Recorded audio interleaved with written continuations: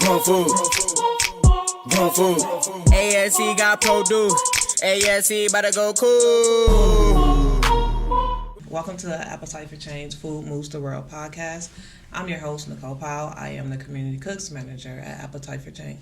Today I have you, Mujasi, here on the set with me. Hey, Mujasi, can you introduce yourself? Yes, ma'am. Well, I'm glad to be on this side of the camera with you and stuff like that. My name is Mujasi Bandele. I'm a cinematographer, engineer. I'm a family science practitioner.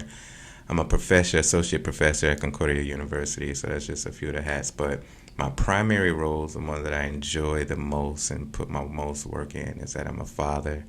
I'm a father of 6 kids. I'm a grandfather of 3 kids. I'm a husband to a magnificent wife of 23 years. And actually, today is our anniversary. So, yeah. So it's kind of one of those where, after you get to a certain point, you do everything you can to celebrate it, but the kids and work and obligations don't allow you to take that space all the time. So, well, I want to say happy anniversary to you both. Thank you. And I'm glad that you was able to make it. Yeah, absolutely. I wouldn't have missed it. But yeah, that's a little bit about me for now, but let's get into it. Cool. Yeah. So, growing up, are you from Minnesota? I'm not. So I'm a transplant, but I grew up here. So I usually say that, and I'm a Minnesota native because I've spent majority of my life here. I'm originally from Miami, Florida. I'm gonna let everybody know that I came up here from the opposite side of the country, and coming as a young kid is an adjustment. I have most of my early childhood memories in Florida, dealing with the hot sun, humidity, and the rain and the thunder, hurricanes from time to time, but coming up here and dealing with the level of whiteness that you have to adjust to. And the whiteness ain't the only thing I had to adjust to. I had to deal with the whiteness of white folks and the different alchemy of white psychology here. It was a lot, as a child. And at that time, I grew up with Southern black folk. So my dialect was different, even to the black folks up here. And so they thought I was country, but I was actually just had a southern drawl, I had a southern dialect. And so I used words and had ways of pronouncing things that they just wasn't used to. They couldn't get it. They couldn't get it. So I got ridiculed for the first 3 or 4 years of just living up here by white folks, black folks, indigenous people, everybody. And if they found a way to listen to me talk, they'll find a way to tease me. But it was an adjustment. And eventually, you get a little acclimated to how people talk here, and continue to raise up. And so I went to elementary, middle school, and graduated Washburn up here in Washburn High School. So I'm a Miller. I think that's what they call it. Now, I'm not a patriot to my high school, so ain't gonna get too many people, throwing up they Washburn Miller. I'm not just like that. I know there's some people who are North Polars. I think you're a Polar, right? No, Patriot. You're a patriot. That's right. Yeah. So there's some people who got pride in that, and I'm just like, I resisted that school so much that I don't have no pride to it like that. Yeah. Cool. Yeah. Yeah, Patriot over here. They just had that versus game Saturday. It was pretty dope. Yeah. And interesting thing, and I know that's a side story. I won't get into it, but I know I think they're undergoing a name change. Oh. Yeah, that name. Yeah. So it was a shocker. It was a couple years or whatever, and then it was just like boom, Can Yeah. I think they added them both. I don't know. But Yeah. we still, everybody that graduated when they graduated still call it. Yeah. Yeah, it's still called Henry. Yeah. But, it will change over time. It will. But I appreciate the young people that sparked that movement a decade ago because they became conscious of the political history of Henry. What was the name? Patrick Henry. Yeah. And his ties to slavery and exploitation of indigenous people, and it was like, I can't. Right. Yeah. So I support it. I love it. I really appreciate institutional change. It shifts like that. But I know constituents around the school really fought against that movement. But eventually it sounds like they won. I didn't know until like a month ago that they said it's not even known But Patrick Henry like that no more. So anyway, side tangent. Yeah. Growing up, what were things that you were interested in? Me, keep it brief. I had interest in a lot of things. The question is, did I have the resources to explore those things? I didn't. But I was interested. I was one of those kids that it's weird because my wife and everybody see me as kind of like an extrovert. Like I'm very social, very outgoing, and connect with people. But the reality is that as a kid, I was very inside myself. And so my imagination took me to the stars. I was always asking questions about astrology and the universe and the world. I was interested in nature. I was always trying to find ways to be out in grass and the sticks and in the woods. I was interested in technology. I love technology, and I mean, as a kid, you're talking about VCRs and cassette tape players and stuff like that. So the technology I was fascinated in how did it work. When infrared, I remember when infrared and being able to turn your remote with it, I was just like, how does that even work? Like, I gotta take the remote apart and see what the parts are. But I was always fascinated in that. I think the most thing that I probably became centralized in is the gaming world. I really liked the gaming world as a kid. Again, my imagination, I love animation, Inspector Gadget, Transformers, Ninja Turtles, and stuff like that. But something about when that Nintendo launched, I had to understand what was the mechanisms that made this work. How did this work? I mean, I'm looking at this 6-bit thing. They call it a 6-bit digital piece around computers, and I'm using this controller to be able to manipulate this image and how did that work? And I was always fascinated in that. And so I think one of the things that I feel like I was a little starved in is my artistic expression, because I was always all over the place, just exploring. How does this work? How does this tick? How do they make this work? And it wasn't until, in the last, I want to say 15 years that I was able to really combine my obsessions and commitments and interest in technology to the artistic expression. And that's how you got Blacklight Media, my company. Because I became real fascinated in photography. I became fascinated in camera and film. Became fascinated in how you capture light. You look at those little things and you think like, okay, what's the technology behind it? But the reality is that it's a basic science of how it perceives light and transform it into zeros and ones, and that's it.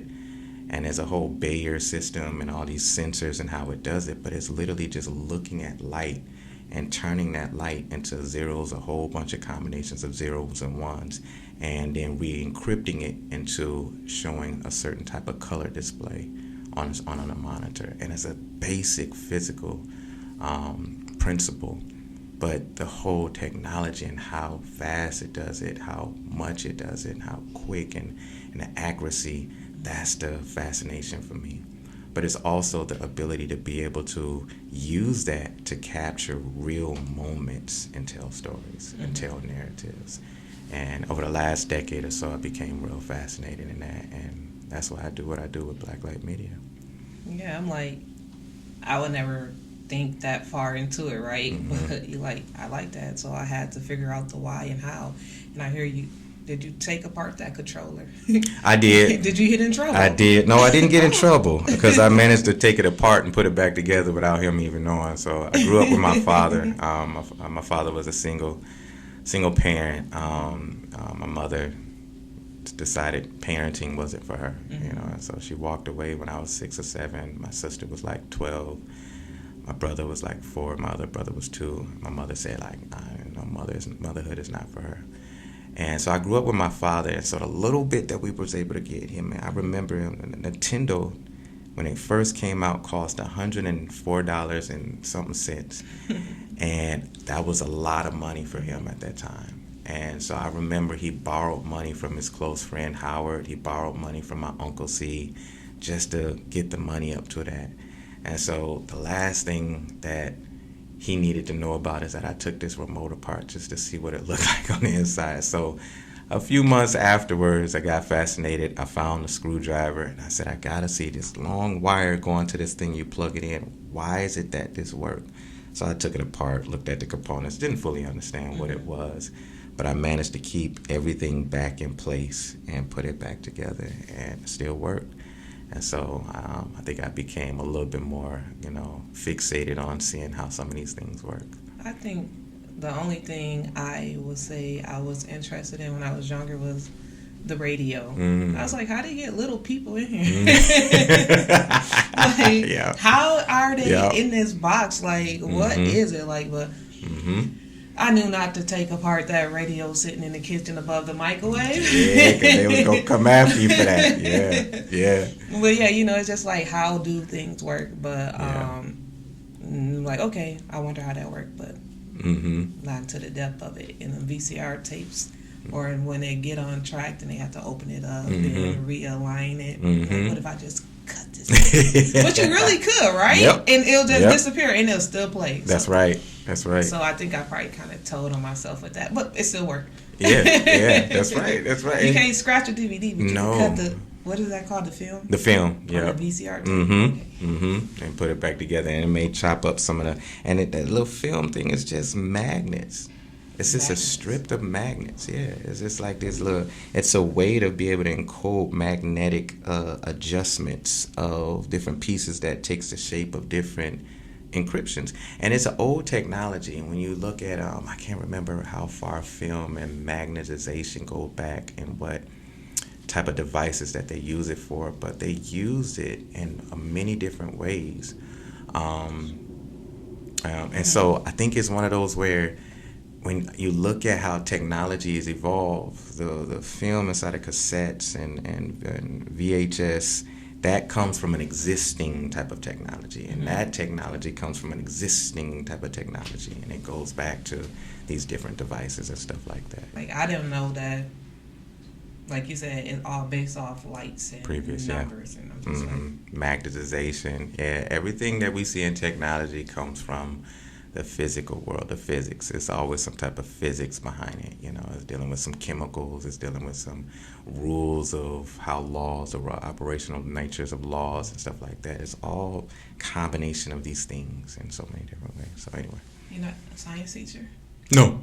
I couldn't do it. I mean, because there's so much of it that you can kind of bury yourself into a whole study in. And as fascinating as it is, I like it as an art, but I don't want to do it, as a teaching, obligation, something like that. I just like to explore it, and when I want to come back to Earth, I come back to Earth. Yeah. Okay, cool. So I want to jump into your work and your why. Why you do what you do. I know that you do a lot of stuff, right? Everybody don't know who Mujasi is. Yeah. So Mujasi is awesome, man. Thank you. And the work you do is definitely necessary. So if you could just talk on that, what it is you do, and what brought you to that work, and the necessary of the need of it. Absolutely. In the community. I'm humble with that. Thank you. I appreciate that. So, like I mentioned earlier, there's quite a few roles that I play, and primarily I start off and say that I'm a husband, I'm a father, and I'm a grandfather, and those are my primary roles that I really try to centralize my work around, because I want to leave a legacy. I want my wife to know that she is a sacred dynamic, a sacred relationship. So I try to practice being the best husband, and I'm not always the best husband, and I've gotten better over the years.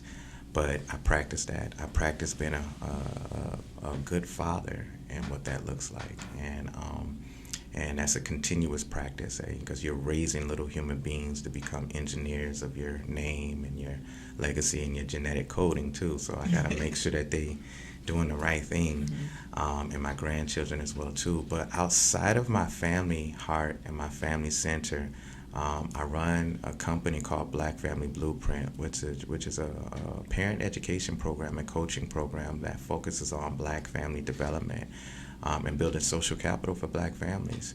And I'll get into that in a second. And I also run Blacklight Media, which is a kind of a local. I always call it local because I don't want it to be huge, but it's a film production company that gets into really making sure that Black narratives, Black organizations, and agencies have access to be able to tell their story through film, tell their story through audio and visual, because that's a digital space that we're just now peeling in, but it's dominated by other groups of people.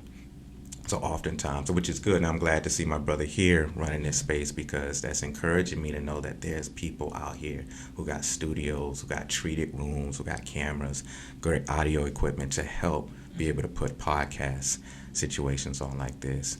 5 to 10 years ago, me and him wouldn't have existed, very little of us, very little.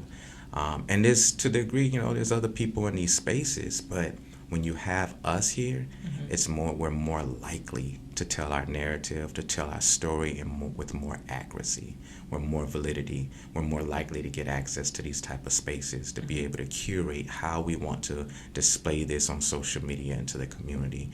The community has more access, and we're living in a society where there's so much around media narrative and the curation of how stories look like.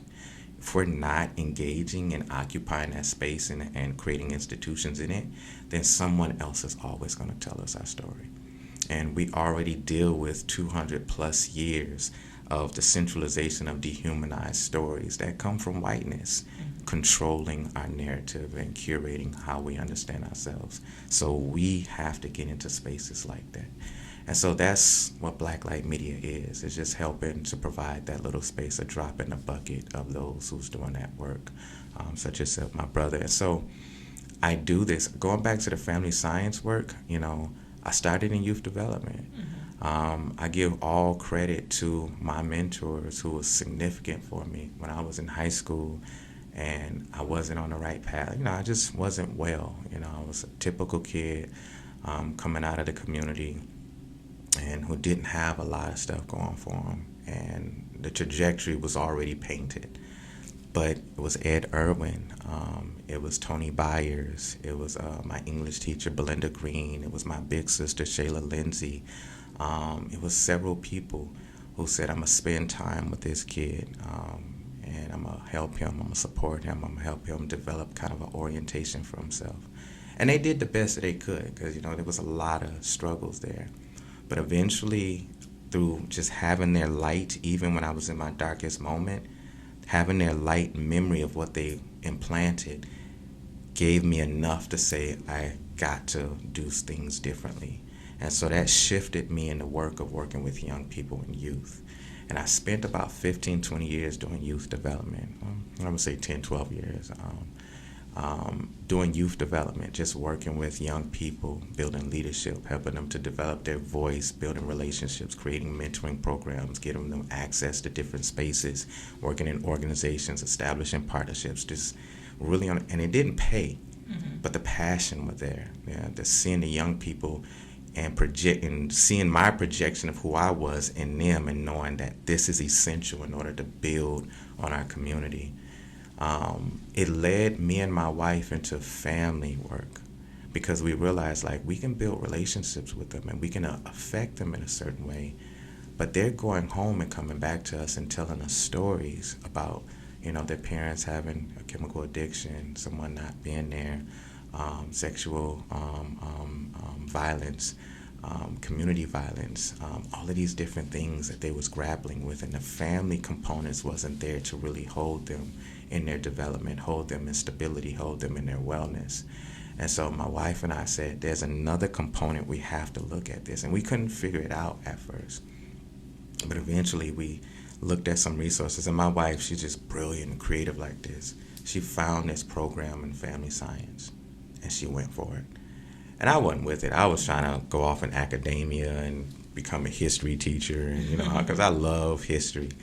And I'm a deep practitioner in studying history. And she was coming back with these topics and conversations. Our pillow talk when she was in that program was phenomenal. I'm yo, this is good.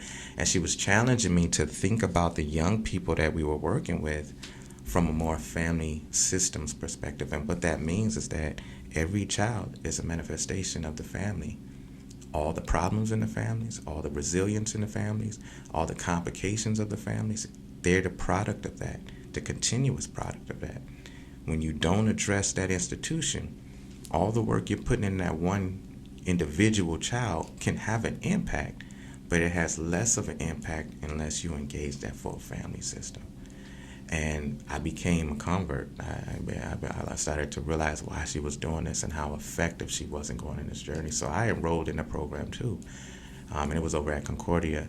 And we both graduated with our degrees. And coming out of Concordia, we already had a model based off of our work in the community of how we can design an organization or a center that focuses on Black family development and looks at the young person in the center, but builds a healthy dynamic around the child with healthy relationships, healthy home, community connections, and a larger communal connection that allows that child to go through all the developmental stages with understanding, with compassion, with structure and intentionality to make sure that they succeed in life and move into adulthood. Because most of our children, especially the ones we were working with, their rites of passage into adulthood was often through some type of pain.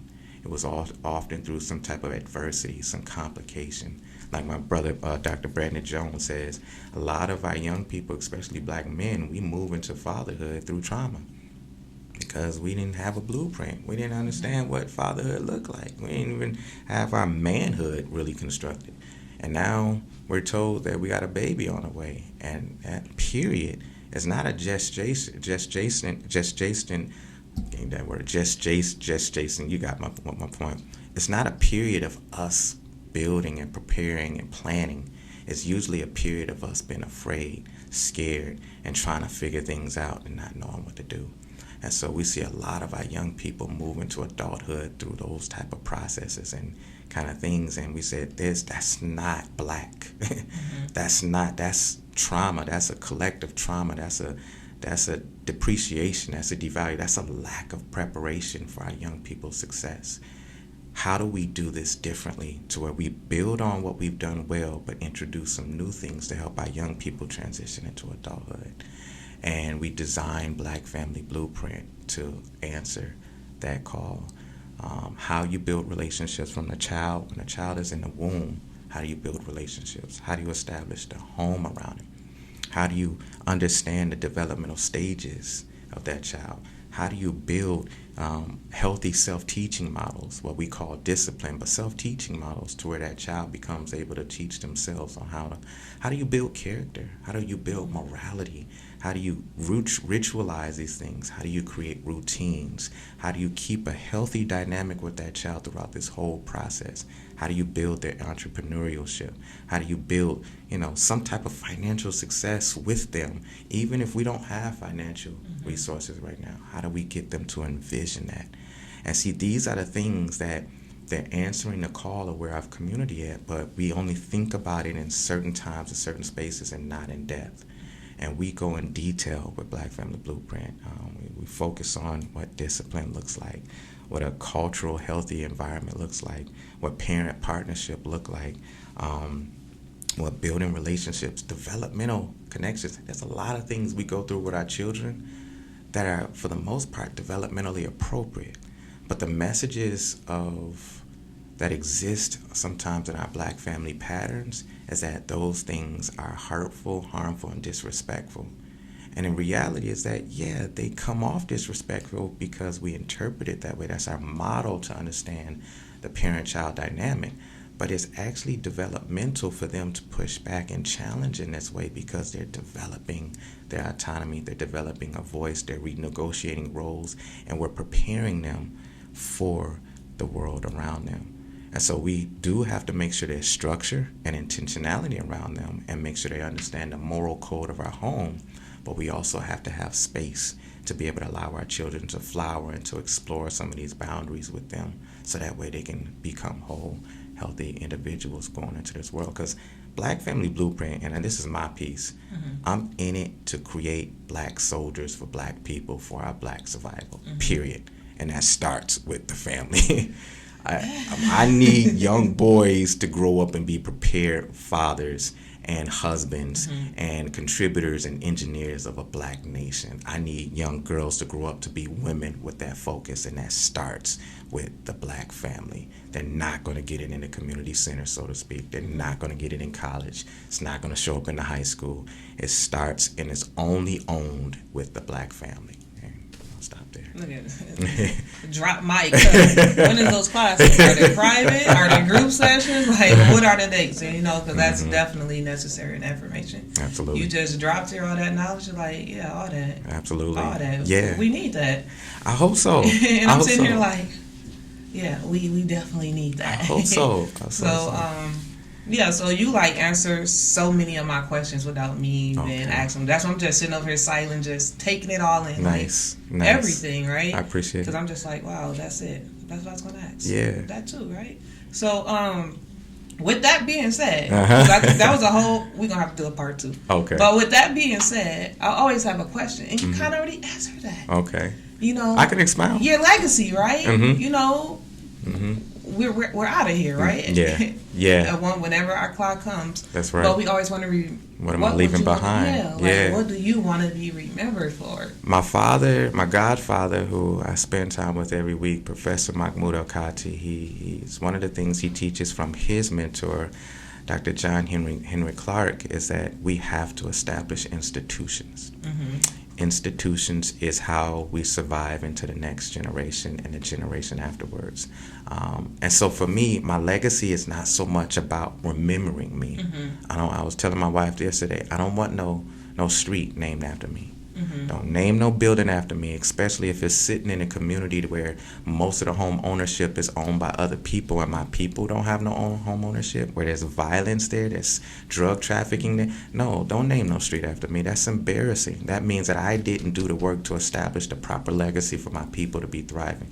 This is not about me. I want my legacy to be an organization or a structure that survived to meet the needs of black families and black people for the next 50, 60, 70 years.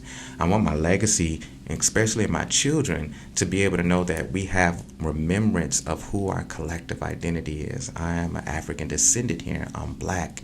And I have a unique history here. I have a certain heritage. I have a certain way of being that exists in America that sometimes is antithesis to America, because America is not going to acknowledge and recognize my humanity as a black man, as a black woman, as a black family. And so my legacy is my children is to remember that we're always working against that larger structure in order to survive here. I don't need my legacy to be that. It has to be institutional. It has to be something that creates a methodology for black families to say, I exist because this is how we do things. This is how black families exist in America. This is how we operate. This is how we celebrate. This is how we heal. This is how we develop. This is how we stay in partnership. This is how we do our economics. This is how we do our politics. This is how we love. This is how we do these things. And the legacy has to exist in order for a people to exist. I need a collective identity, a peoplehood to exist. So when I think about legacy, I'm thinking about how do we survive as a people going forward. And so that's why most of my work, you don't hear me about. You don't hear about it because I don't want it to be about me. I can pass on. This material body will eventually decay and move back into the earth. But the establishment of the institutions and the spirit and the ways of being, of serving our people, I'm hoping my legacy exists in that. One of the things my professor taught me, Ed taught me, and I'll close with this, is that if you can do the work, and my wife sometimes bothers me, she doesn't like this, but if you can do the work of serving your people and not sign your name on anything, but just do it out of the pure love of the spirit of your people, that's when you know you're doing the right work. Because it's not about you, it's about your people. And he got that from our Mwamfuzi Ella Baker, who was the chief architecture of the Student Nonviolent Coordinating Committee and one of the most significant black leaders in the Southern Christian Leadership Conference during the Civil Rights Movement. I love some Ella Baker. And a lot of people don't know her story because she did the work for our people and she didn't sign her name much on anything. And she was powerful. I'm talking about holding people accountable. But she didn't she was like, don't name no stuff after me when we got work to do, And so I think I hold that spirit sacredly. I think you're the first person that put chills in my body during a couple of the conversations. I'm just like, it's just sitting there. I'm like, dang, yeah, definitely, that. right? Because I'm like, yeah, doing the work, right? Like, you don't need to be the loudest. Yeah. Like, you don't have to be in the spot. Just do your work. It'll come. That's right. That's right. I catch myself doing that a lot too. Like, Nice. just do the work. Yes. And so that's why I had to get you on here, because I'm like, Mujasi, I'm like, he's out here, he's really doing it, so we want to see your face. Oh, we want to know who that. you are. I appreciate we want to be that. able to contact you. Yeah. So I appreciate you joining me here today. Likewise. Podcast. You're the only one, you probably four of the people that could actually get me in a spot to talk about my work like this. I appreciate I that don't do this often. I was surprised. He was like, yeah, I do it. I'm like, that's yes. what's up. Yeah. So we're gonna end that. Okay. I'm not even gonna ask no more questions, because this was just Thank you. it. Thank you. I appreciate you. Yeah. Doing food. ASC got produced. ASC about to go cool. We gon'